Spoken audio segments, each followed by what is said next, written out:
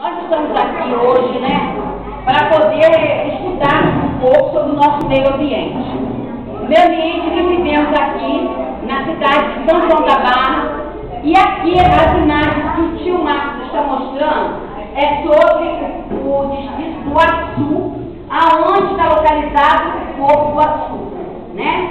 Essas imagens aí ficam localizadas lá no distrito de Açu, que é um dos distritos que pertence ao nosso município. Qual é o nosso município? Que pertence ao estado do Rio de Janeiro, que está dentro da região de Sudeste, que pertence ao Não, é para a minha turma que estou perguntando, para vocês ensinarem melhor. A região Sudeste pertence a quê? A que país?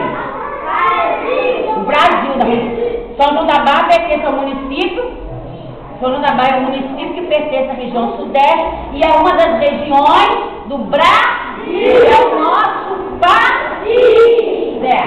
Ali o Marcos está mostrando várias imagens, né? E como o Federico falou anteriormente, agora no dia 5 de junho é comemorado o Dia Mundial do Meio Ambiente.